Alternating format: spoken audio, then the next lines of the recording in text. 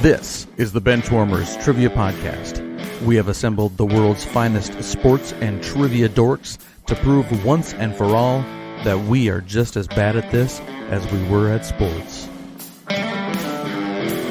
Hello, everyone, and welcome to the Benchwarmers Trivia Podcast, sports trivia for those of us who rode the pine. I'm your host, David, and today's game will feature the Benchwarmer team of Mason and Dan versus the team of Scott and assistant coach to our Patreon team, Scott Hyland. Let's start with Scott Hyland. Yeah, Scott, you haven't been on in an episode, I think, a few months, maybe? I'm lost track of time. Yeah, a regular one. I've been on a couple of fast break episodes. Right, okay. Which will probably air prior to this, and you can see how Marcus wheelhoused the game completely by accident against me. Nice. Against you. Oh, it worked against me, you. yeah. Okay. Yeah. No, it was quite impressive how he fell backwards into it. Gotcha. Well, why don't you tell our general population listeners, remind us who you are, tell us your team allegiances, anything else you want to talk about? Yeah. I grew up in New York and Connecticut, so I'm a big New York sports fan. Been down here in Dallas about a year. So we've got season tickets to FC Dallas. So we're big in the MLS scene. Season's off to a pretty good start. So since I was last on, I went to Peru. We climbed Machu Picchu. The altitude got to me at the top, and I decided to propose. So, we can blame. No, I'm kidding. My fiance is wonderful. She's my better half. It's been good. Traveling the world. Very nice. I'm glad the engagement story worked out. I mean, the proposal story worked out well for you. So good job. Yeah. Otherwise, we were up on a precipice. So one of us was getting pushed off. Oh, no. So Scott, other Scott, what's going on with you? And you want to share a team name for us? Yeah, I will. We're on the precipice and one of us is going off a cliff. I mean, that sounds like vows to me, if I've ever heard it. Right, Mason? Marriage, right?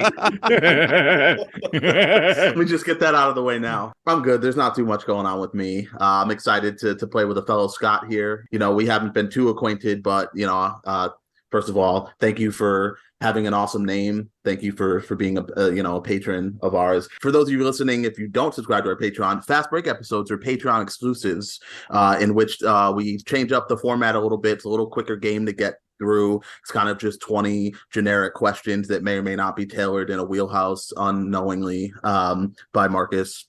But yeah, so you should subscribe because that's one of the perks that you get. Just more time to listen to us do what we do here.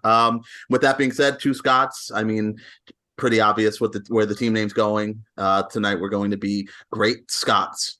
Very nice. All right, Mason and Dan. Let's get this going. Who wants to go first? And whoever doesn't have the team name, who's going first? I guess. Well, I mean, by default, that's me. Mason, how you doing? You shouldn't have even asked, but that's probably true. Mason, I haven't seen you since you got married, so congratulations. And tell us how you're doing. I'm doing well. By the time this comes out, probably during either AP exams or finals or whatever, so I'll be stressed out by the point that you hear this. Right now, I'm just kind of getting them prepared for everything. On a separate note from that, basically, I found out that some private donor to our school is allowing me to go to a summer institute, basically, for a week to go do some training. So I just found out about this recently, and I got to pick where to go. And of all the locations, the one that appealed most to me was Davidson, North Carolina. So I'm going to be traveling up to y'all's neck of the woods.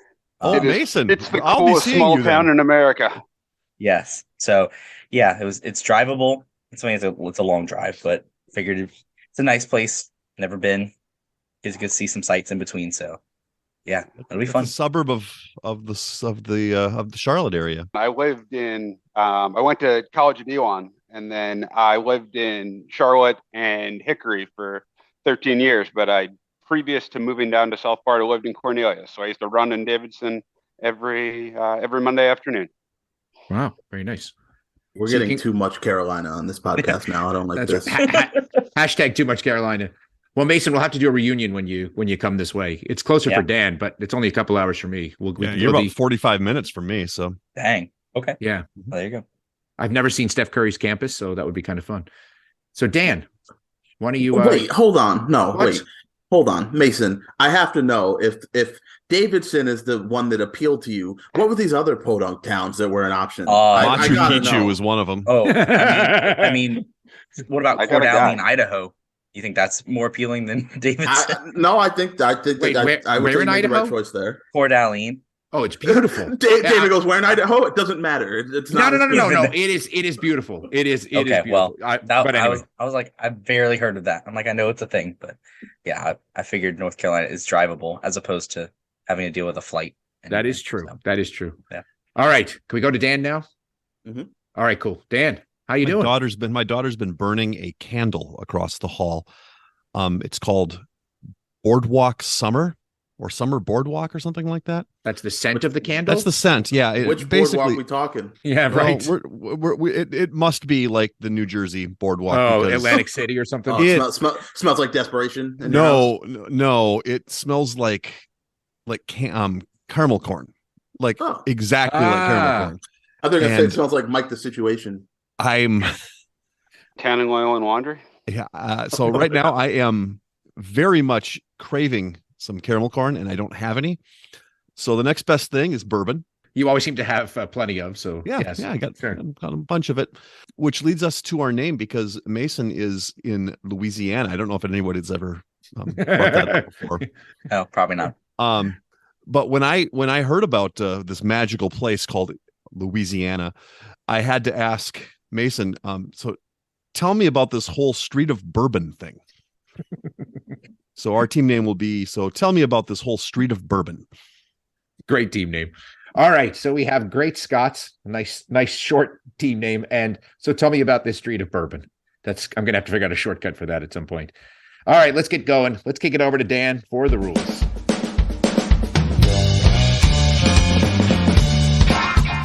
The game will consist of 4 quarters of play, each with different trivia style.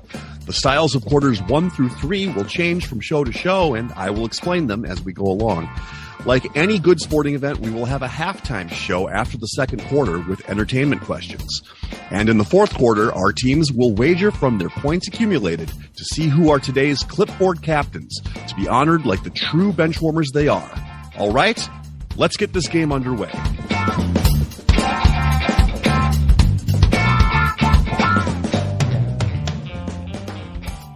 All right. Hope everyone understands the rules by now. So, I can do it again if you need me to. well, no, we can rewind on our podcast and go back and do it again if we need to. But here we go. Today's first quarter is going to be sporting haikus.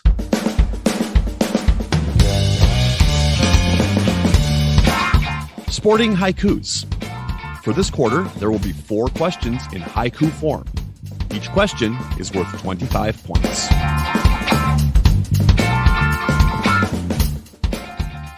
Question 1 in sporting haikus. Legendary coach, Grambling for 56 years, College Hall of Fame. We'll check it. All right. So tell me about the Street of Bourbon has checked in. Great Scots, talk it out. Like we have to, right? Yeah, I think that's right. Yeah, I'm good with you. I always trust the fellow Scott, so go for it. We're gonna check in with Eddie Robinson. All right. And the Streets of Bourbon? Yeah, I knew this one from that, but also there's a decently long road in Baton Rouge that's named after him. Somewhat near LSU's campus. Not exactly, but not too far from there. But yeah, we checked in with Eddie Robinson as well. And both teams are receiving points. Well done. Yeah, so he was the coach there for a very long time. That will bring us to question number 2.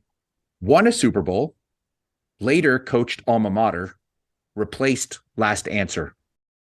We can check in. The Bourbon Street has checked in, the Bourbon Street boys. And Great Scott, once again, talking out. Yeah, any idea on the time frame here? Because that's probably Early the easiest way 2000s, maybe. for me to get there. Okay, so someone who's coaching. No, I don't think he's Alma there mater. anymore. They were.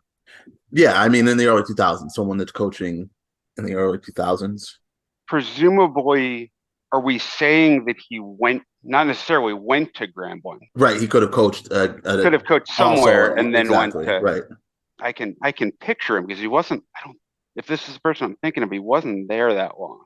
They went Yeah, so from maybe being, he went on to the alma mater. yeah, they alternate between being really good and really bad. So maybe he was there during the really bad phase. Bad, And yeah, and so then would have gone on to coach his alma mater. So it's hard to place because it doesn't necessarily have to be someone right. local to that area, you know. Won a Super Bowl. Yeah, I mean that's Yeah, That's pretty vague. I'm trying to think of guys that won a Super Bowl and then got into coaching. Right. It's just somebody with an HBCU tie. Because that's typically. Yeah, one would think. Yeah. Right. I'm just trying to think of someone that won a Super Bowl that was coaching around that time. Mike Minter never won a Super Bowl, I don't No, think. Panthers never. Panthers, because then I was thinking he went to Campbell, but too much Carolina. But yeah, he was on the Panthers. I don't think Mike Singletary coached at Grambling, but no, he probably didn't. No. Again, just trying to think of African American coaches. Like, I mean, it's a younger guy. It was if it's a guy that replaced Eddie Robinson, it's a younger guy. Yeah. I mean, if you don't have anything, what I don't. Are you okay? And it doesn't. It doesn't even really specify won a Super Bowl. That could be as a player or a coach, right? It doesn't. Yep. Yeah. Also could have won as a player. Like, it doesn't really specify. The Super Bowl win could have been as a player or as a coach. I mean, that's a shot in the dark. I feel like he's a coach, but if you don't have anything better, I don't go for it. Okay, we're in chicken with Eddie Robinson Jr. and Bourbon Street. What did you guys have? He did go to Grambling, and if you think if you would have latched on to a quarterback, very stereotypical. Black quarterback won the Super Bowl. It's Doug Williams. Yeah, so one team is receiving points. It is Doug Williams. So after Eddie Robinson coached there for 56 years or whatever it was, he was actually replaced by Doug Williams, who was Doug Williams. I sort of talked about Eddie Robinson as being his mentor. And so he went there and then he left for a while and he came back. But he was a coach there for, I think, maybe almost 10 years in total, 6 years and then another 3 or something. So yes, it is in fact Doug Williams. And when you said HBCU, I thought you were going to stumble into it because he was famous, obviously, for being the first Black quarterback to win a Super Bowl. All right, let's move on to question number 3. NBA franchise, longest gap between titles, 50 years between. We can check in. All right, Bourbon Street's checked in. So Great Scots, talk it out. Yeah, I think this is the Bucks. Because they won the one with Lou Alcindor, and then obviously they were terrible and never even really sniffed a championship until they won with Giannis in 2020. So I think that makes sense. 1970 to 2020. Yeah, so we're gonna check in with the Bucks. All right, and the Bourbon Street guys, what'd you have? Yeah, I had the same idea. I mean, the Bucks won recently, and putting that back about 50 years to the early 70s, that would make sense as far as the time frame. So yeah, we checked in with the Bucks as well. Both teams are receiving points, and you had it straight on. So 1971 was the last time they won. That was with Kareem, or maybe I guess was with Lou Alcindor, and 2021 with Giannis. They only won one conference title in that span, and that was early on. And I think it was 74. They actually won a mess of division titles. They just always flamed out in the playoffs. I think they had the one Eastern Conference Finals against the Sixers in 01. Right, but other than that. Right, but they actually won the division 17 times in that span. Yeah. They just never could put it over the top to get even into the finals, except for the one time in 74. So I'd like to think that's because of the giant buck head that they put on their jersey. This is the ugliest thing I've ever seen. So it's karma? You're saying this is karma? Yeah, yes. Yes, fair enough. Actually, for every jersey they ever wore in the 90s, I would say. Dan, you don't find it endearing? Oh, my. All right. Wow. You know what? I can't do this anymore. We got to buck that trend. All right. That's enough. Yeah, that's it. I'm done. No, the opposite of dough. Yeah, it's true. All right. I'm going to move us on because Mason, all I can say is you're never allowed to make fun of any puns at any time ever again. Okay. Guys, hold on real quick. Flashback. Do you guys remember when Mason hated the Bermanisms? Still does. It wasn't even that long ago.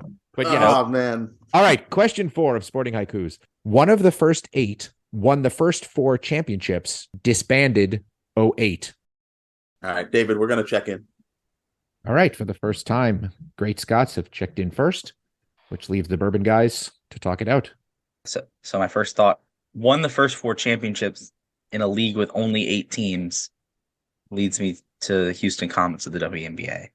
And I don't know when they disbanded. I guess 08 seems about the right time. I think it was around 08. That's the first thing I thought of. So I don't know. I can't think of anything else that an 8-team league where they won the first 4 championships and disbanded at that point. Yeah, I'm not going to get off of that. So Neither will David. We're going to check in with the Houston Comets. All right. And Great Scots, what did you guys check in with? Yeah, I immediately went right to, of course, the WNBA. The criteria just made too much sense. I mean, it's so improbable for a team to win the first 4 championships of anything, and then the disbanded in 08 fit the time frame. So also checked in with the Houston Comets. And both teams are receiving points. Yeah, so I can't remember the exact year, but they won the first 4 titles, and then several years later just, folded. I think it's 97 through 2000, I want to say. Something like that. That sounds about right. I know it was late 90s. So yeah, but they folded the tent in 08. It's kind of sad. So yes, it is the Houston Comets. Well done. Well done to both teams. All right. So we've come to the end of the first quarter. And after the first quarter, we have a score of Great Scots with 75 points. And so tell me about the Street of Bourbon with 100 points. we wanted to let you know that we are on Patreon if you'd be interested in supporting us financially. Your contributions will be used to help us cover the costs that it takes to bring you the high-quality sports trivia that you have come to expect from us. There are also some great perks that come with the Patreon membership to the Benchwarmers Trivia Podcast, including bonus episodes and Benchwarmer swag. You can find us at patreon.com/benchwarmerstp. Thanks. Today's second quarter is going to be Flop, Turn, and River.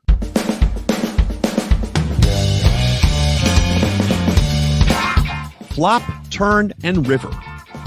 For this quarter, there will be 3 questions consisting of 5 clues. The first 3 clues will be given before the teams decide if they want to check in with their guests. The last 2 clues will be given one at a time, with teams deciding if they want to check in with their guests after each subsequent clue. If a correct answer is checked in after the first 3 clues, the team will receive 50 points. After the 4th clue, 30, and after the 5th clue, 20.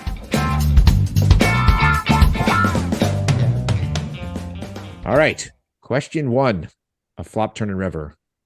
Who am I? As a child, my first sports love was cricket. Number 2, according to several sources, I ate 1,000 chicken nuggets in the 10 days before one of the most important sporting events of my life. And number 3, I am a longtime fan of Manchester United and had once hoped to play for them after I retired from my primary sport. I'm good with taking another. Is that official decision? Yes. All right. So tell me about the Streets of Bourbon have decided to take another clue. Great Scots, you have about a minute to make up your mind. I feel like we That probably helps at all. should take another clue just because Yeah. we're throwing some names around and stuff, but nothing is solid. So, yeah, David, clue us. All right. So both teams are going to take another clue. Our turn. In 2009, I adopted a pet cheetah, the fastest land animal. We can check in. Mm-hmm. All right. So tell me about these Streets of Bourbon have decided to check in after the turn, which means Great Scots, you can freely talk it out. Yeah, once again, bad for podcasting. I don't think we need to do much talking out. No, But it seems like you've got it. So just check it in when you're ready. we'll check it in. We'll check in with Usain Bolt. All right. So tell me about the Streets of Bourbon. What did you guys have? Mason, we had it. Yeah, with the perfect logic, I think. Yeah. We thought, why mention cricket unless it was from, we were thinking Commonwealth country. And then if they were a fan of Man U, I don't think that puts them on the Asian subcontinent, really. So it made cricket is so big there, and the West Indies are a big team too. And I thought it might be someone from the islands. And then Mason said 1,000 nuggets. I bet he could do that. And that last clue though, that gave it away. It's Usain Bolt. So the real giveaway is the river clue, which was 2 of my kids are named Thunder and Olympia Lightning. So it is in fact Usain Bolt. And Mason, you were right that the clue that I wrote around this in the spirit of Eric Walling was the 1,000 chicken nuggets. Apparently, when Usain Bolt was at the 2008 Beijing Olympics, I guess he didn't see any food that he trusted. So he just started eating chicken nuggets, and he said he was eating 100 chicken nuggets a day. He would just go pick up 100 chicken nuggets. And for the 10 days leading up to the track events, he was eating 100 chicken nuggets a day. So still managed to win all of his golds. Such a trustworthy food, a good old chicken nugget. Right, exactly. Well, what's it called? What's it saying about China's cuisine if the chicken nuggets are the trustworthy ones? Chicken nuggets are now the Davidson of foods, I guess, You know what? I think, though, if I could put on a pay-per-view event, it would be to put the 3 people that we put in our chat in a 1,000 nugget eating contest. Incredible. Wait, who were the 3 people in your chat? Now I've got to ask. Usain Bolt, Conor McGregor, and Michael Phelps. They could do some kind of, I don't know who remembers the original sort of superstars kind of pairing where they would take a bunch of professional athletes and make them do different things like obstacle course or things that were sort of more neutralizing. Yeah. So anyway, all right. Question number 2 of our Flop Turn River. Who am I? Number 1, I am a member of both the College Football and Pro Football Hall of Fame. Second clue, in high school, I played running back, wide receiver, defensive back, and was a return specialist. And clue number 3, in 2006, Sports Illustrated conducted a survey of 361 NFL players and found that after Terrell Owens, I was the most overrated player in the league. We'll take another one then. All right. The Bourbon guys have decided to take another clue. Great Scots. You can talk it out. We don't really want to say too much here, except for what an honor to be second after Terrell Owens on any list, honestly. So thinking another clue. All right, we'll take another one. All right. So both teams are going to take another clue. Here is the turn. I was still active in 2009 when ESPN suggested that my face belongs on the sports Mount Rushmore for the state of New Mexico. No, I know it. I think I know it too. Okay. We'll check in. All right. Great Scots have checked in. Bourbon, you want to talk it out? I think we both said it at the same time, Mason. So Yep. And it also kind of fit what I was thinking of, that it was someone who didn't actually play any of those positions. And someone had to be just incredibly athletic in order to play all of those. Right. positions. And that makes sense. all. Yeah. So, yeah, I think it has to be Brian Urlacher. Yeah. So, yeah, we'll check in with that. All right. And Great Scots, what did you guys have? Same. Checked in with Brian Urlacher. Both teams will be getting turn points. My final clue was I followed in the footsteps of fellow Hall of Fame Bear linebackers, Dick Butkus and Mike Singletary. Yeah, and I think you were spot on, right, Mason? It was a little bit of a throw off, but an obvious throw off. When he started playing football, he was sort of everywhere on the field except for where he ultimately ended up. He was having trouble getting scholarships. I think it was Texas Tech he wanted to go to. He couldn't even get a scholarship there. He ended up going to New Mexico. I had to look this up. Sports Illustrated at the time, their proposed New Mexico Mount Rushmore, this tells you the stellar people that are coming from New Mexico, were, in addition to Brian Urlacher, were Nancy Lopez, Al Unser, and Tommy McDonald. So it was quite the all-star cast. Where was Luke Longley? He should have been on that list. Well, to be clear, Luke Longley is not from New Mexico. Oh, if you just had to play there, they Danny adopted Granger? him there. That's right. Danny Granger should have been there. Yeah, it was Adopted son, Luke Longley. Yeah. All right. So that's more turn points for everybody. Question number 3. Once again, who am I? The flop. I recently celebrated my 60th birthday. Number 2, I was one of 7 players in NBA history to have 20,000 points, 10,000 rebounds, and 4,000 assists for my career. And number 3, I was the top scorer for the 1992 Dream Team. I have it down to 12, Mason. Oh, good. Yeah, we'll check in. All right. Tell me about the streets of Bourbon. Has checked in. That's singular, plural. Great Scots, you're free to talk it out. Yeah, so we're trying to suss this out based on what we have here. I think, we're looking at 1963 or 1962, for the year, which is also Meatloaf, aka my mom's year of birth. So I was like, okay, someone that's around my mom's age. Yeah. So that, to me, that puts them playing in the mid 80s, probably at the start of their career. And just obviously they have to be on the Dream Team, which is why I immediately went to Chris Mullin. I just remember either hearing or reading something about him being a pretty prolific scorer on the Dream Team, which obviously I think many people going into those Olympics wouldn't have guessed that he would be someone that would be towards the top of the roster as far as he was big. He was big for a guard too.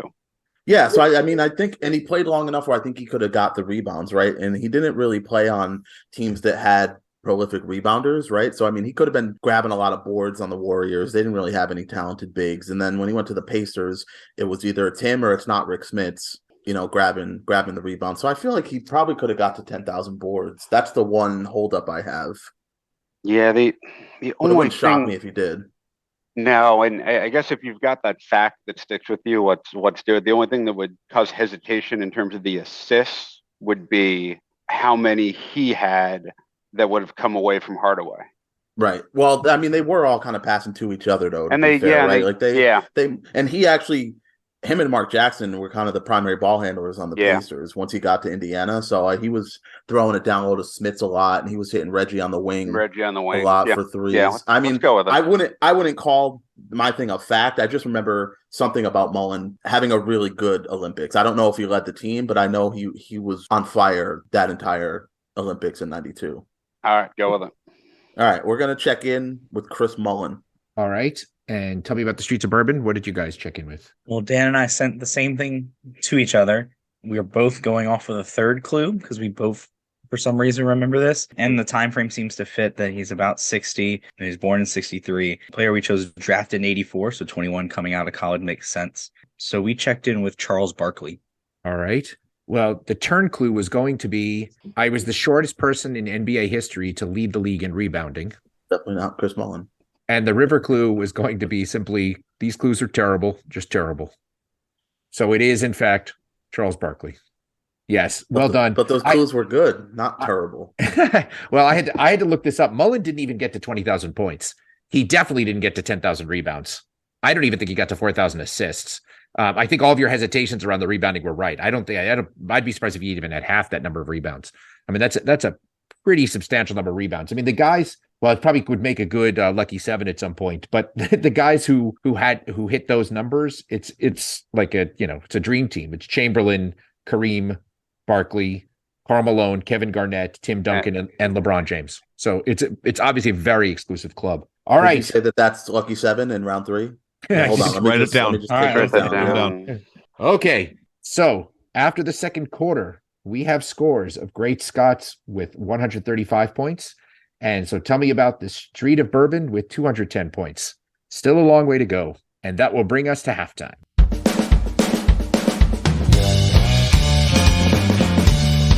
It is now time for the halftime show. There will be 3 entertainment questions pertaining to sports, with each question worth 25 points.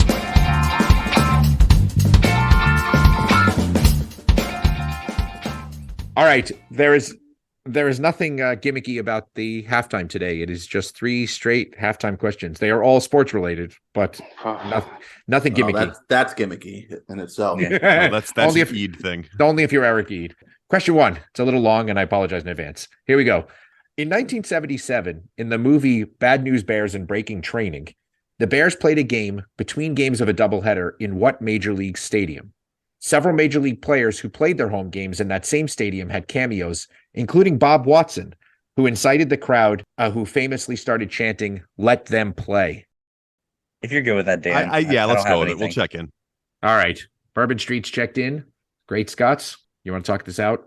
We can, but it won't. I don't think it'll be that entertaining since we don't have anything to go off of here, except for Bob Watson, right, Scott? Yeah, obviously. I have nothing here. 1970, and this isn't even. Is this Bad News Bears in Breaking Training? I think it's like the 3rd or 4th one. That's what I mean. I like Morris Buttermaker melted by that point. Like I just don't know what could have possibly happened in this movie. I have no idea where it's based. I've not do we just take a shot at a famous ballpark? Is it Wrigley? I was gonna say St. Louis for absolutely no reason at all.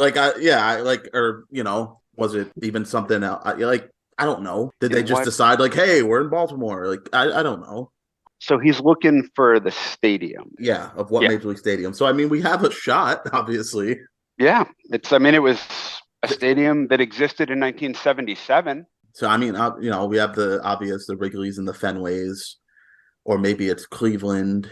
But then we'd have to remember what the name of the stadium in Cleveland was in 1977. Right, Municipal. It's not Jacob. It was municipal, but before Jacobs Field, before what's the old Reds stadium? Maybe that's where it was. Which one? Riverfront? I guess I was thinking of the one before that, but yeah, it would definitely have been Riverfront at the time. Crosley. Yeah. Crosley, that's the one. But yeah, it would have been Riverfront at the time. I don't care. Pick a stadium, preferably one that was around in 1977. I mean, I'm thinking of Bob Gibson. That's where my brain keeps going, and they're not the same person. No, they are not. Maybe that's why he thought St. Louis. They're both. Yeah, it is 100% why I thought. Let's go with Municipal Stadium in Cleveland. There it is. Done. Checking in. All right. And so tell me about the streets of Bourbon. What have you got? I got nothing on that question except for I seem to remember seeing it on like a Saturday afternoon a long time ago. And we're trying to figure out why they were playing in the Astrodome. So I'm pretty sure it was, if I remember correctly, it was the Astrodome. Okay. Let me just give you a couple of facts to sort of build the suspense a little bit. First of all, Bob Watson, you might not know as a player, but I'm going to tell you two facts that I always found kind of cool about Bob Watson. He was the first person to hit for the cycle in both the American League and the National League. That's, neither here nor there. Were you there both times? I was there neither time, but thank you. I could have been, actually. I was alive. Second fact about Bob Watson is that I always remember this as a kid. He scored the 1 millionth run in Major League Baseball history, which I thought was always kind of cool. He later, you probably would or should know him because he was the GM of the Yankees when they started their dynasty in the late 90s. He was the first African-American GM actually to win the World Series. And later he became he had some job in the commissioner's office, like something of discipline, or like the guy who got to decide how long people's suspensions were. Anyway, that's all right, exactly what I know him for. Okay. Well, Scott, had I told you and thrown in the hint that I also have here, which is that the attendance record for the Astrodome was surprisingly not set by the Bad News Bears, but was set in WrestleMania 17. Of course it was. I know that. You might have known that the answer is the Astrodome. Yeah, and it's become a famous scene for a lot of reasons. Bob Watson comes out. I think the other guy who comes out is either Cesar Cedeno or Enos Cabell. But Bob Watson sort of incites the crowd, and they go out and they're chanting, "Let them play," because they want them to end the Little League game, which is going on between the games of the doubleheader. Later, I can't remember what year it was, but you remember when the All-Star game was tied and the crowd started chanting, "Let them play, let them play." It was all because of Bad News Bears and Breaking Training, which, by the way, was a terrible movie, except for that one scene. So the answer is the Houston Astrodome. So well done to the Bourbon Street guys who got points. You never answered my question, David. What were they doing in the Astrodome? Oh, so you mean the plot of the movie? The real short answer is apparently this team I think the deal was that the Texas state champions were about to go play in Japan, which became the third movie. And the Bad News Bears drove from California. In fact, the team drove themselves because they didn't have any adults, which was a thing unto itself. But they drove to Texas to play the Texas state champions, beat them, I guess, and then got to go to Japan in the third movie. So this is the second movie. This is the sequel here. This one. This is the Empire Strikes Back. This is the sequel. There was no Buttermaker. There was no Tatum O'Neal. This is the sequel. So if they're good now, are they not the Bad News Bears anymore? No, they stayed the Bad News Bears. Okay. Sorry, you heard David say they drove from California to Texas on their own. Yeah. That's right. That's fair. Right. All right. Question number 2. His son led the star-laden 1993 Miami Hurricanes in tackles. His grandson was an All-American Athletic Conference first-teamer at Tulane in 2016, and he was inducted into the Rock and Roll Hall of Fame in 1994. We'll check in. All right. The Bourbon guys have checked in. Great, Scott. You can talk it out. I know you got a couple names that you're thinking. I don't know why the first one jumped out at me. You typed very, very quickly. Yeah, I know, because it hit a weird place in my brain. Yeah. There's a lot going on in there. My hang up with not necessarily my hang up, but I would think that Jimi Hendrix would be in the inaugural, if not the second. That's class of the kind of where I went with that. And I feel like there's something with Luther Campbell and the 30 for 30 U documentary. Okay. Yeah, I haven't gone back and rewatched that one in a while.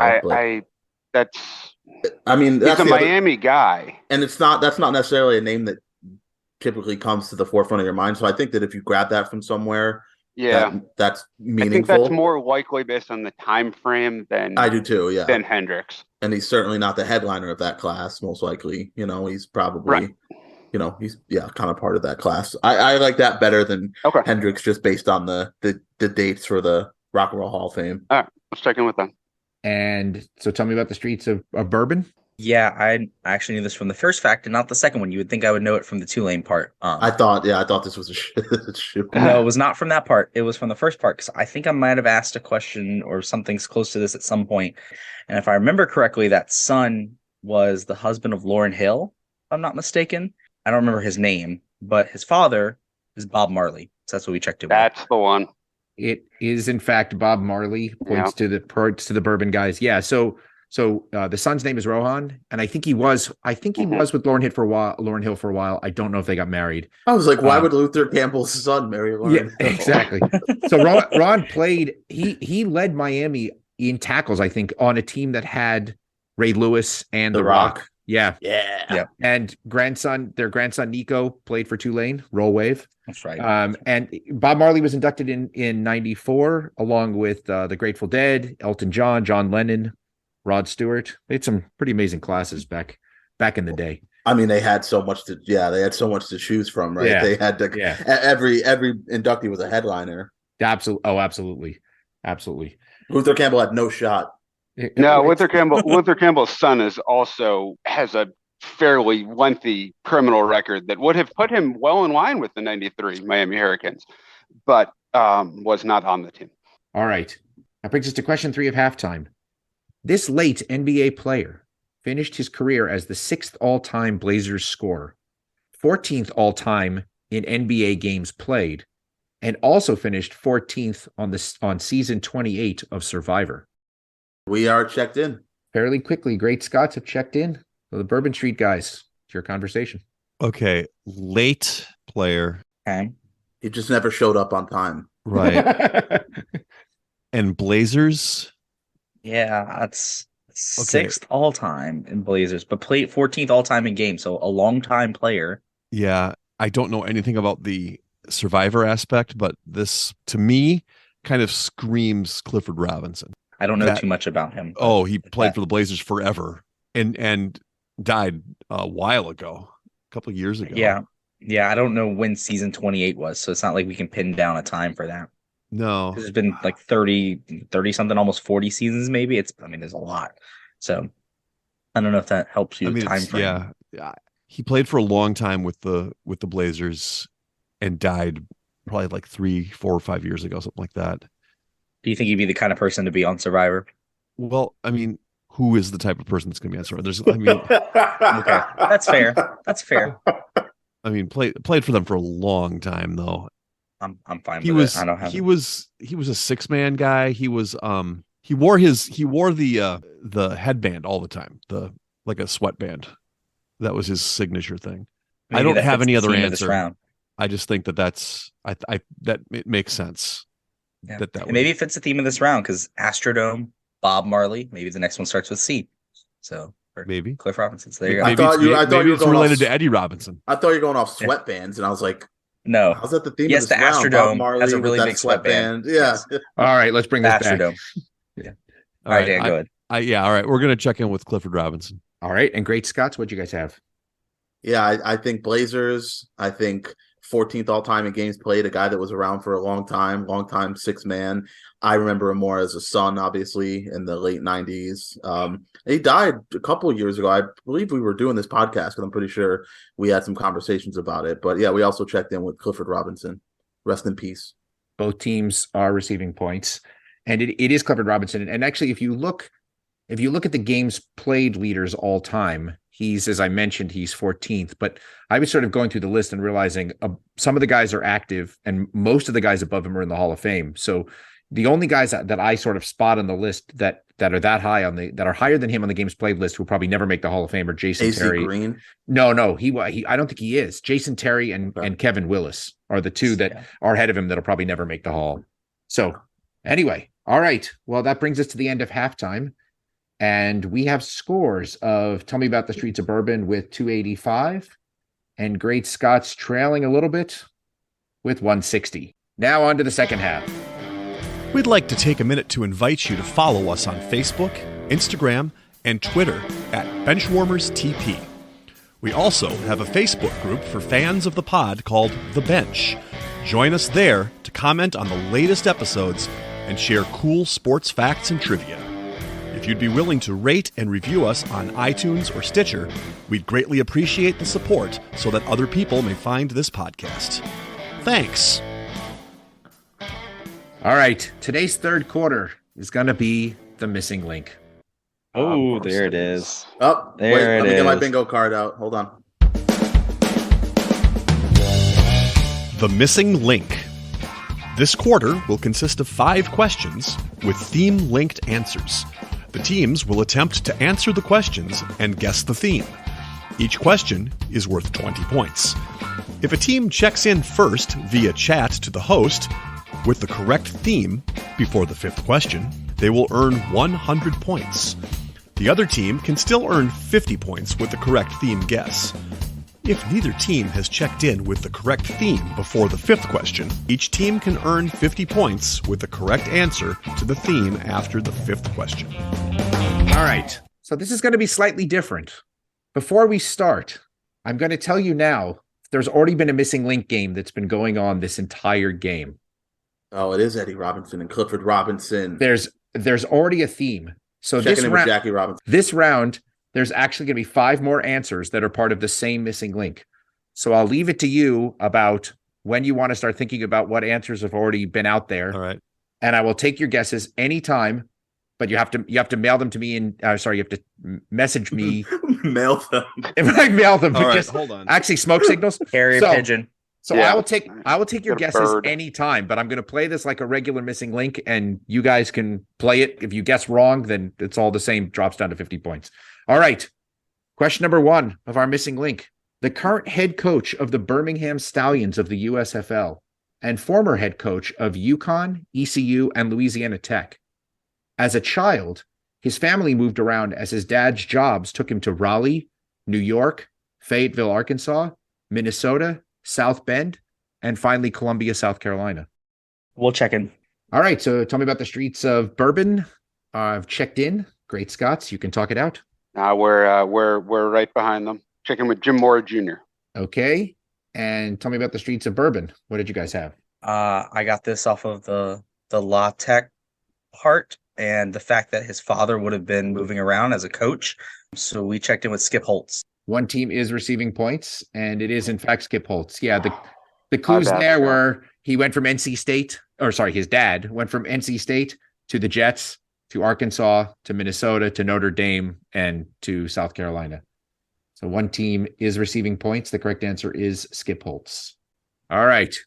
Question number 2 of our missing link. With 5 different schools sporting this team name, what's the most popular mascot in the men's NCAA basketball tournament this year? 2 of them met for a spot in the Sweet 16. Check Check in. in. All right. The Bourbon guys have checked in. Great Scott, you can talk this out. Yeah, you said Tigers. I think that makes sense, right? We know Princeton. Obviously, we know they were in. Who else? What other Tiger? Auburn? Missouri. Auburn, Mizzou. Yeah, I think it's got to be Tigers, right? I just can't imagine that it's anything else. I mean, that's 3 right there. Right. I mean, because what are the other popular ones? I just don't think there's enough. No, there's not enough Wildcats. There's not enough like Bulldogs No. or anything like that. What about Owls, right? How many Owls were in? There were 2 Nah. owls. Florida Atlantic and Temple, right? Were they both in? No, Temple didn't get in. Temple was a dumpster No, fire but this year. what's their names were Fairleigh Dickinson, right? Yeah. No, Fairleigh Dickinson's. Are they the Owls? I feel like they're the They Knights. were the Knights. Oh, they're the Knights. It was the other one, Furman. Oh yeah. Yeah. Furman's the Paladins. Furman's the Paladins. Yeah. That's Yeah, right. Furman's No, Paladins. if you want to go down mascots, that's my will. There were 2 Yeah. owls because Josh Yeah, that's put true. 2 You're of right. them in the finals. You're right. That's right. And it was definitely not Temple. It wasn't No. Rice. I mean, who else were there? No. Right. Florida Atlantic and Florida Atlantic. Yep. Definitely Good old FAU. Boca Raton. I think Tigers just makes the most sense Okay. Cool. in this round, not for this theme, but just in the round. It's for this answer singularly. Go ahead, check that in. All right. Checking in with Tigers. Mm-hmm. Okay. Go Tigers. And Great Scots, what did you guys have? So 2 things. I remember the Owls. It's Kennesaw State. I think is the Owls. That's right. Yes. Because they were upset teams. Second of all, first thing I thought of 2 teams with the same mascot meeting up. One of them was Kentucky, Kansas State because they're both the Wildcats. But the first one I came up with was Mizzou and Princeton played each other. and they're both the Tigers. And yeah, Auburn's definitely another one. I can't think of the other two off the top of my head, but it would make sense for that. So we check in with the Tigers. And both teams are receiving points. So who did you say already? So yeah, you're right. It was Princeton and Mizzou played each other. Auburn was in it. Memphis was in it. And the fifth one was Texas Southern. I thought they were the Jaguars. Right. I was going to say Texas Southern, and I'm looking at the logo, and I was like, is that a Tiger or a Jaguar? Yeah. Can't always tell. Big cat. Big cat. All right. So our themed linked Andres answers. Galarraga? That's right. I'd love a college team, the Galarragas. The Galarragas. Amazing. Okay. Our themed linked answers thus far are Skip Holtz, Tiger, and every other answer in this game up till now. Okay. The Fighting Galarragas. He fought cancer. Hey, you're true. Question number 3. What pitcher is both the last pitcher to win the Cy Young in both leagues and the last pitcher to throw 2 no-hitters in the same season? Let's check it in. All right. The Bourbon guys have checked in, which leaves Great Scots to talk it out.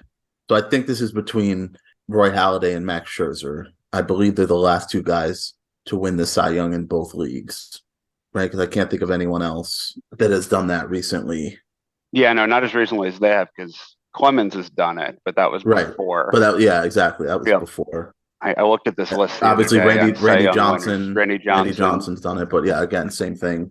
Scherzer, Halladay. The 2 no-hitters, though, I'm leaning Halladay because of that perfect game in the playoffs against the Reds. I think it was the Reds. Scherzer's was... he's had a couple no-hitters, but I think his was spread out. He had the perfect game. He had the July perfect game that got broken up in the 9th. I was at the Cheers bar in Boston during that. That's a weird. Did everyone know your name when you were there? No, no one knew my name. It was actually kind of fun. And it's such a great name too. Were you at the one that actually looks like Cheers, or were you at the one that they? The one that was based on the Bull and Finch pub. It's called the one that's actually based on. No, we were at the Bull and Finch, and then we went downstairs and hung out. So it's cool though. It's right off. It was a fun trip. Yeah, Scott. I think that's. I don't remember Scherzer doing it twice in the same season. I could have erased it from my memory because I'm not a huge Scherzer fan. But neither am I. So yeah, let's go with Halladay. All right, we're gonna check in with Roy Halladay. Okay, and the Bourbon guys, what you have? I'm pretty sure that Scherzer had 2 in 1 year. I'm almost positive about that. And for other reasons, we also wanted to go with Max Scherzer. So checked in with Max Scherzer. One team is getting points and the other team needs to get a new coin to flip because every time you come down to 2 answers, it seems like you're going the wrong direction. Or maybe you need to borrow Dan's dice or something. But It is Max Scherzer. He 2015 was the year that he pitched 2 no-hitters. Halladay did have a no-hitter for the Blue Jays, I think, and for the Phillies in the postseason, as you mentioned, Scott, but it was 2 different seasons and separated. I know he had a perfect game in the playoffs. I thought he had another one that season, but I guess not. I don't think it was a perfect game, was it? It was just a no-hitter in the playoffs, or was it actually a perfect game? No, it was a perfect. Oh, was it a perfect game? Okay. I thought it was. I don't know. Either way, it doesn't really matter for this. Yeah, that's true. Okay, anyway, our answer is Max Scherzer, which means our themed linked answers are Skip Holtz, Tiger, Max Scherzer, and every other answer in this game. Question number 4 of our missing link. Named for a song by W.C. Handy, this NHL team has the most Stanley Cup playoff appearances of any team outside of the original 6. Yes. Love it. Yep. It's got to be. We'll check in. All right. The Bourbon guys have checked in. Great Scots. Your chance to talk it out. It's like being on the outside of an inside joke. This was a host mistake. I should have separated these 2 guys. That was my mistake. I know Wahoo Whalers is a thing. Wahoo Whalers by W.C. Handy. I mean, it sounds right. Outside of original 6, but likely still a team that's either been around for some time or a team that's been very successful. So the original 6 are... Dude, if there was a lucky 6 on original 6, I'd get 1 and be out. Right? Is Toronto one of them? Toronto, Montreal. Yeah. Cool. Are they all Canadian? Montreal, no. Okay. Chicago. Boston. The Flyers. Rangers and no, I don't think it's the Flyers. Flyers are an expansion team, I think. Anything on W.C. Handy? I heard that just now for the first time from David. The first time I was today years old when I was W.C. Famous songwriter. W.C. Handy. Yeah, he's probably from Louisiana. Well, That's what probably Louisiana is. I think he's from Memphis. That would make sense too. Are you trying to help them now? No, but No. he's from Walk Memphis. in Memphis. Yeah, I was W.C. like, Handy, what? won't you Mark Metzger. kind of look on over me? Yeah, that's not helping. Yeah, no, didn't. What's the No. Memphis hockey team, Scott? There isn't one. How do you feel about I don't know, the Penguins? They've always been pretty good, right? Named for a song. I don't know why you would have a song Wait. called Penguins, but Okay. It's not either of the Florida teams. Oilers. No, the Oilers were named for the fact that there's Dan? oil in Alberta. yeah, but what hockey team name even makes sense to be named after a song? It's the Blues. I mean St. Louis Blues. that makes a lot of sense. Yeah, St. Louis. Finally, it's St. Louis. All right, yeah, let's do that. We'll check in with St. Louis Blues. All right. And tell me about the Street of Bourbon. What'd you guys have? Yeah. W.C. Handy. This is the second time that a history thing has actually helped me on this podcast. W.C. Handy was the father of the blues. He wrote a lot of blues compositions. So besides that, it also fit for the playoff appearances part. So we checked in with the St. Louis Blues. Right. W.C. Handy actually wrote a song called The St. Louis Blues. So the list actually of playoff appearances starts, and it's the original 6 first. So it's Canadians with 85 appearances, Bruins 75, Maple Leaf 71. It starts falling off then. Red Wings 64, Blackhawks 63, Rangers 61, and then the Blues at 45. Yeah. Yeah, Mason, I don't mean to insult your intelligence, but I thought the father of the Blues was Papa Smurf. So our themed linked answers thus far are Skip Holtz, Tiger, Max Scherzer, St. Louis Blues, and all the other answers up until this point in the game. Question 5. Part of a 3-generation family to play Major League Baseball. His dad hit 206 home runs and is in the Cincinnati Reds Hall of Fame. His son is the current manager of the Cincinnati Reds, and he had 2,514 career hits, though he played primarily for the Rangers and is in the Rangers Hall of Fame. We could check in. All right. Tell me about this Street of Bourbon has checked in. Great Scots. We want you to get this, and we want you to get the theme. Yeah, both seem unlikely right now. You could do this. You can do this. 3-generation. So 206. Well, not 206 homers just with the Reds, but Reds Hall of Fame.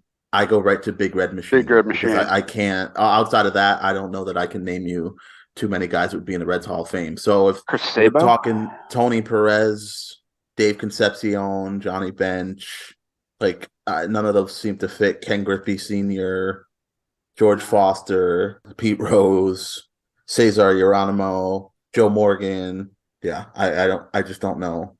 He is the middle of these, correct? Yeah, his dad is in the. So I'm thinking if his son is managing now, let's assume his dad played 60s, 70s when the Reds were good. So this guy probably played. He's in his 70s. Yeah. The middle guy is probably in his 80s or played in the 80s 70s. And 90s. Yeah. Maybe 70s. Yeah. 7. In the Rangers Hall of Fame. So now I got to think Rangers Hall of Famers. Not Michael Young. I don't know anything about his family. And third generation. Ruben Sierra. I'm going to need an answer here, and then we can. Come on, they're on the hunts. Come on. Now 25,000 hits and played for the Rangers. Oh man, 25,000 hits is 2,500. 2,500 is by far. Oh, well, actually, I did that on MLB The Show with my my creative player. Yeah, 2,500 hits is obviously a lot. So this is certainly a guy that we know. But I'm struggling with guys that played primarily for the Rangers that would have that kind of number. And that would fit the other stuff because Juan Gonzalez certainly didn't have a dad on the Cincinnati Reds. He didn't have a dad. It's not Pudge. All right, let's get an answer. Go ahead. Eddie Robinson III. All right, perfect. And Bourbon, why don't you tell us the answer to the question? I used to read a book, a baseball book that had a bunch of different lists. And did you borrow it from Walling? No, I had this for a long time. Talked about multi-generational families, and then I realized who the manager of the Reds actually is. So this is a third generation, and it was the patriarch of the family was Gus Bell, and it was Buddy Bell is his son. longtime Ranger. So checked in with Buddy Bell. One team is receiving points, and the grandson, if you will, is David Bell. So there was sort of a race that was on for 3-generation families between the Bells and the Boons.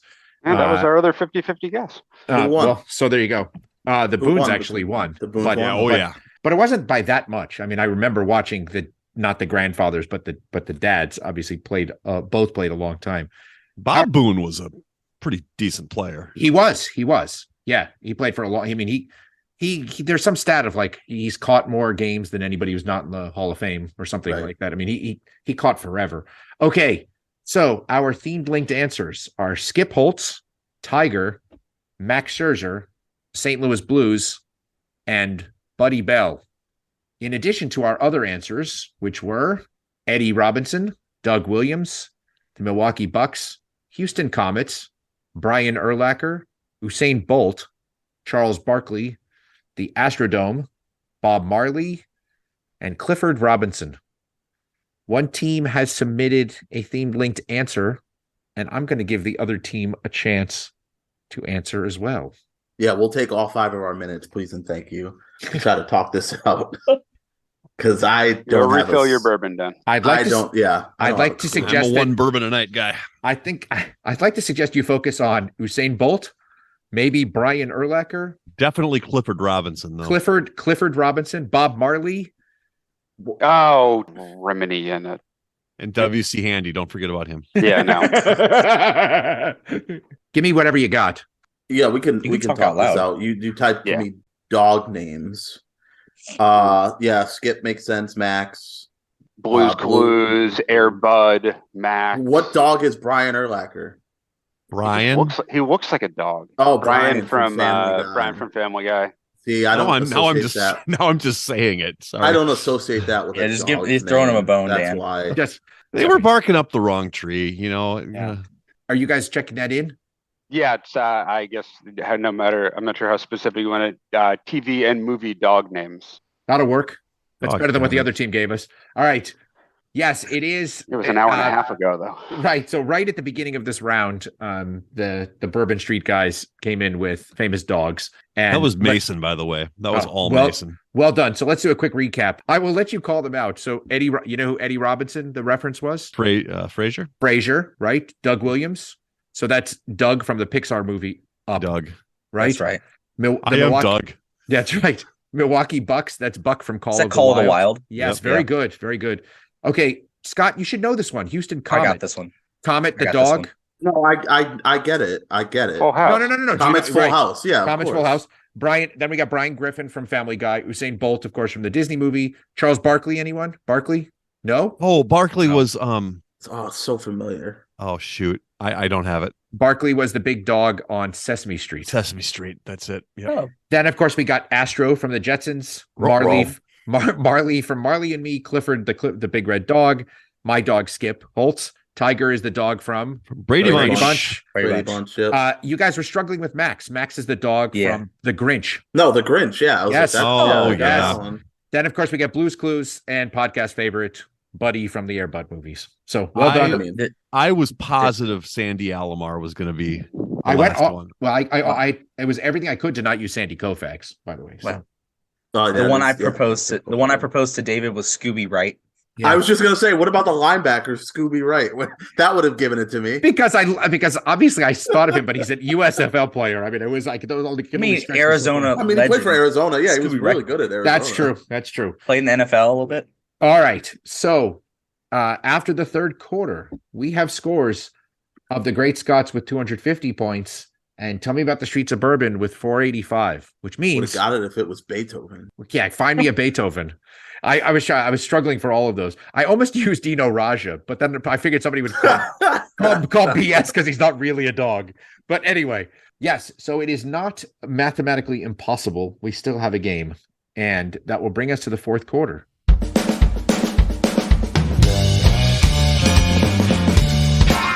The fourth quarter, known as Put Your Fours Up. This quarter consists of 4 categorized questions that teams will wager up to 100 points each, not to exceed their current point total.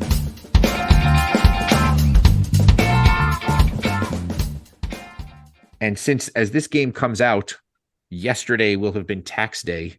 Our themes today, question 1, stocks. Question 2, bonds. Question 3, net gains. And question 4, itemized losses. So stocks will be pertaining to Super Bowl history. Bonds pertains to Major League accomplishments. Net gains pertains to NBA playoff success. And itemized losses pertains to NCAA futility. It's time for the teams to place their wagers. Now that the wagers are in, on to the questions. Question number 1 in stocks. Not surprisingly, Tom Brady is the far away leader in career Super Bowl passing yards. Who is second? We'll check it. All right. So tell me about the streets of Bourbon. Have checked in. So great, Scott. You can talk it out. Dog named quarterback that played in the Super Bowl. The dogs are over, by the way. Oh, okay. Oh, The dog days are over, right? That's right. The dog. Thinking guys that obviously played, I'd say probably in 3+ Super Bowls, right? To be in second place. So that leaves us kind of Bradshaw, Aikman, Montana. I think Mahomes is probably pretty high on this list, just based on the era, right, that he's playing in, and the fact that he's now been to 3. I want to factor in like a guy that went 2 or 3 times, maybe didn't win, but had to throw a lot, like a Ben Roethlisberger. Obviously, he won, but I mean, like someone like that, where how many did Boomer lose? who? Just Esiason. He threw I a wanna ton, say- and they I got. want to say, I think I want to say We're 2. we're done with the Two. dog names, by the way. Oh, are we? I don't really know out of Uh, all that list. I mean Montana. I sure. kind of feel like I know he had one game that was at least pretty prolific in one of his Super Bowls. He threw a Yeah, lot. that's fine. That's fine. All right, we'll go with we'll check in with Joe Montana for 0 points. Okay. And Bourbon Street guys. We were throwing some names around, and both Mason and I at the same time were saying, what is this about stocks? We're trying to figure out what this was, and then we both at the same time figured it out. The stock boy, Oh, Jesus. Oh, Kurt Warner. So we checked in with Kurt Warner for 8 points. Well, so just to build the suspense a tiny bit. So Tom Brady retired with 3,039 passing yards in the Super Bowl. In second place, it is incredibly tightly bunched because there's a huge drop off from Brady at just over 3,000 to 1,156, where we find stock boy Kurt Warner. Just behind him is Joe Montana with 1,142. So just 14 yards is all you missed by. Another 14 yards down from there is John Elway. And about another 100 yards after that is Peyton Manning, who had just over 1,000 yards. So it's 3,000 and then a bunch of guys all within basically within 100, all the way down at 1,100 or so. So, but only one of those guys has a movie about him. That's true. Well, no, Tom Brady does now. No, I meant under of the second under. 4. Yeah, you're right. You're right. Yeah. You're right. That's a good point. Joe Montana just needs to get to the Super Bowl one more time, and he'll pass Warner. That's true. Joe Montana had a movie about him. You never saw Rudy? Oh, okay. All right. I met Rudy. Completely real. The real one. Question 2. Category is bonds. I think we all know that Barry Bonds is one of 4 players who has had 40 home run, 40 steal seasons in the majors. Barry Bonds is also one of 2 players who had both a 50 steal season and a 50 home run season, though not in the same season. Who's the only other player in Major League Baseball history who had both a 50 home run season and a 50 steal season in their career? There's a David question. This one's a little bit of a David question. Wait, where's my bingo card? Yeah, this one counts, I guess. We're going to check in. All right. So tell me about the Street of Bourbon has checked in. Great Scots. Talk this one out, please. Yeah, I mean, we should be able to get there. I think if this was a different game and I wasn't getting ransacked, I'd probably think a little bit harder on this. So I'm obviously a big home runs and a big steals guy. There's not a lot of guys that have hit 50 home runs, and out of those, I mean, the ones that you think are likely to get to the 50 steals are going to be your Griffeys and Sosas, guys that got really close, but they never got to 50 steals. I don't think Alfonso Soriano ever got to 50 homers. I think he was close a couple times, maybe 45, 46. Canseco is kind of the one that I'm unsure about because I know he was prolific in both at different times throughout his career, but I'm not confident he ever got to 50 steals. I was just trying to think through the list of 50 home run guys that any of them that had that had that kind of speed. I mean, the 50 homer thing started, I mean, It's not really Brady ramped Anderson up, with like, his 1 year at 51. I mean, was he a steals guy? Could it be? Maybe, I mean, Could he have gotten to 50 before, steals in a season? maybe, Yeah, maybe before. before he started injecting horse testosterone into his body. But yeah, I think he could be. He's maybe kind of a dark horse. Not we horse know. Well, testosterone, but just a dark horse. we know Canseco was 40-40, right? Well, Canseco was 40-40. Yeah, Bonds was 40-40. Right. Soriano was 40-40. Right. No, I don't think Soriano ever hit 50. No, I don't think he quite got it. I think he came up short a couple. I want to say 46 or 47 is probably his career high. Man, did Bagwell ever hit 50? Jeff Bagwell, he never got to 50 steals. I believe he went 40-40 twice, but it was like low 40s in steals. I don't think he ever quite got to 50 in steals. Greg Vaughn hit 50 homers in 1998. In San Diego, right? Yeah, I don't know if he was a steals guy though. Before that, like early in his, I don't feel strongly about any of the names that we said. I feel strongest about Canseco. So let's follow David's rule in the beginning of not overthinking the super straightforward ones. All right, sounds good. Go ahead and check that in. Jose Canseco. For how many points? Yep. 100. All right. And other team. I'm fairly positive that I'm right on this, and I'm fairly positive that you guys just walked right past him. You got to get the guy that had the speedster leadoff guy that Brady had Anderson. all of a sudden came up with a 50 home run season. I'm pretty sure it's Brady Anderson. We checked that in for 8 points. One team is receiving points. It is Brady Anderson. I felt so bad. I almost wanted to stop you because once again, I feel like you. So it's interesting because Barry Bonds, he stole 52 bases in 1990. He finished his career with 762 home runs that most people know. He also finished with 514 steals, which is actually amazing. Brady Anderson had 50 home runs in 1996. He never finished with more than 24 in any other season. On top of that, he had 53 steals in 1992, and he never finished with more than 36 in any other season. So he wasn't just a flash in the pan for his home runs. He was a flash in the pan for his stolen bases. So that's what made it really amazing to me. Barry Bonds was sort of so prolific in both. Brady Anderson was a scrub who had just a couple of good years. So I couldn't have told you a single thing about Brady Anderson prior to 1996. So I had no idea he had a 50 steal season. He had to have had like 25, 30 steals a season though for a while. He did. He was consistently in that range, but he wasn't even considered like a 30-30 guy. He was considered like a 15-35 guy. Like that was sort of that's where he was going to go. In fact, he came up with the Red Sox organization and they dumped him in a trading deadline deal to get Mike Boddicker, who was a good pitcher at the time. But anyway, Mike Boddicker. All right, Here we go. So question number 3 in net gains. Not surprisingly, LeBron James holds the NBA record for playoff games played with 266 games. What 5-time NBA champion held the record for career playoff games before LeBron with 259 games? We're checked in. Just like that. Great Scott says checked in. Bourbon Street. Time to talk it out. My first thought was Robert Horry, because he's a 5-time champion. And he would have played in a lot of playoff games. Yes. Is it someone that played for the Nets because the category is net gains? Net gains. I don't know if that's something. That makes sense. I was going to say Tim Duncan probably played in a whole bunch of playoff games. He played against the Nets. And you got to think of the guys that bounced around the good teams. I mean, like Robert Horry, like Derek Fisher, even. Ooh. I would not have thought about him, but yeah, he would have been on those Lakers teams. He was with the Thunder for a while too. Wait, Fisher, net. Oh, geez. Is that really? If that's what it is, I may boycott the last question. If that's it, I was going to say Scott and I are out of here.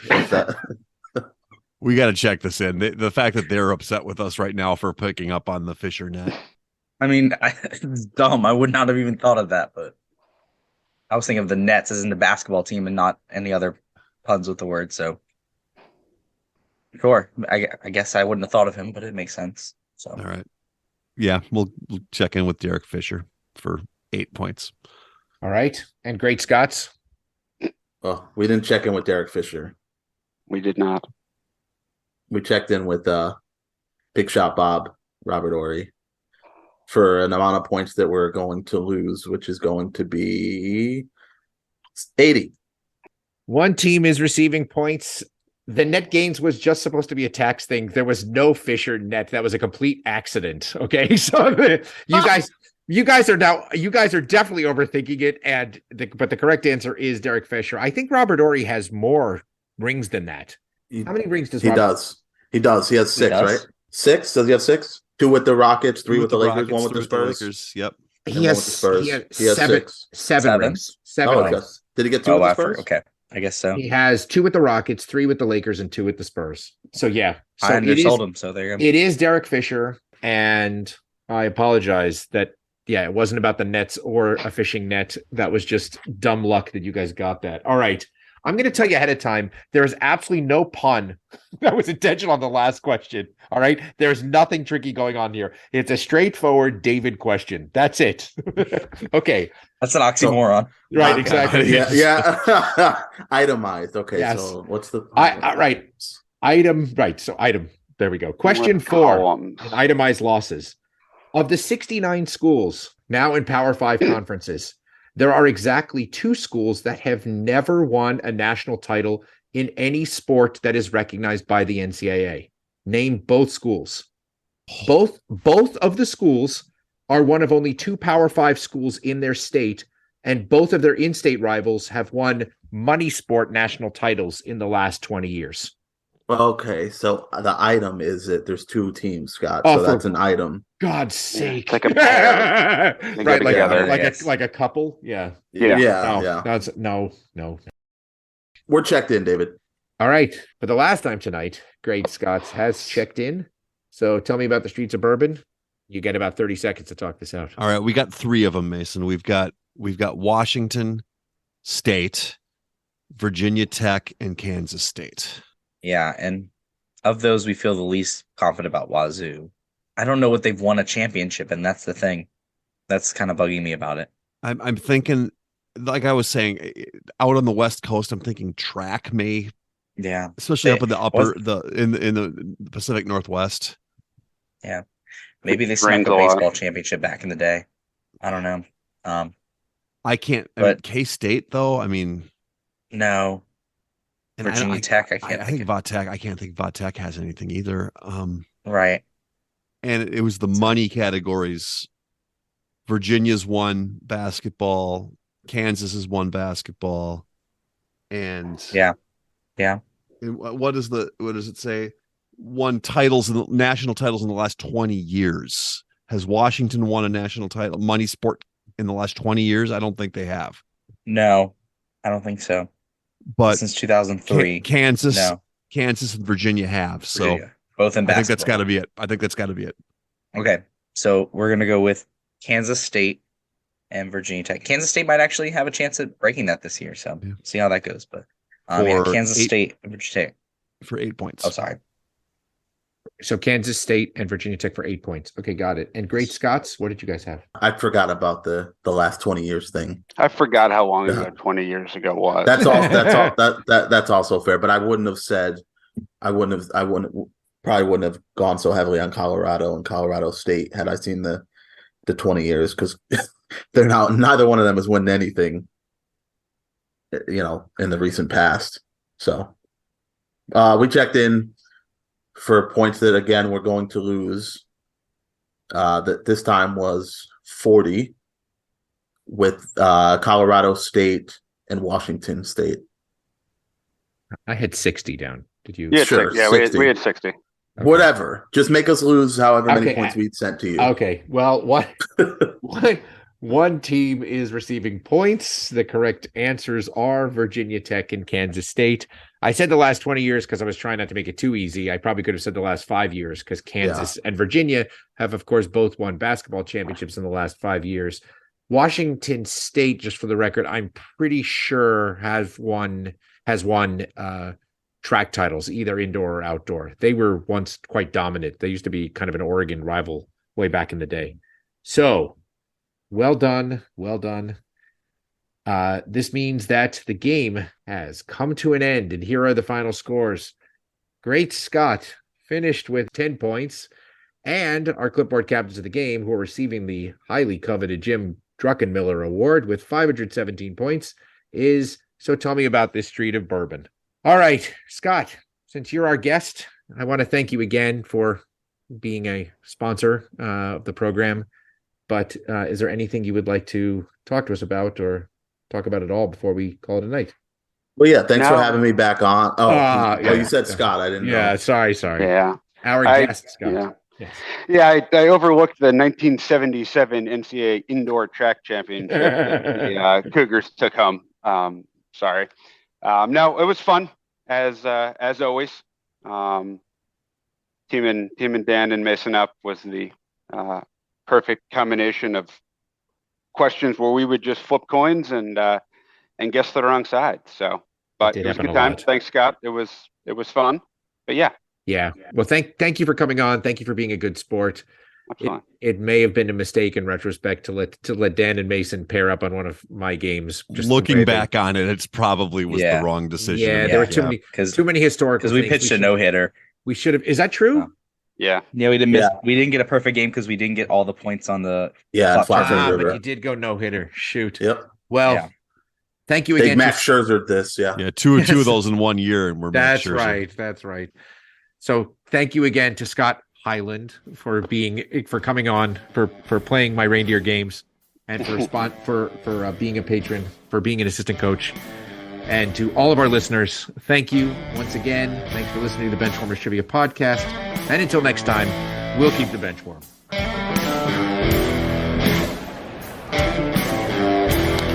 That ball hit high and deep. Stretch! Get on back there. They look up. You can put it on the board. Yes! Into deep left center for Mitchell. And we'll see you tomorrow night. That great music you're listening to is by Justin Nozick. Thanks to him for producing that music for us. You've been listening to the Benchwarmers Trivia Podcast. Make sure to check us out on all of our social media. We are at Benchwarmers TP.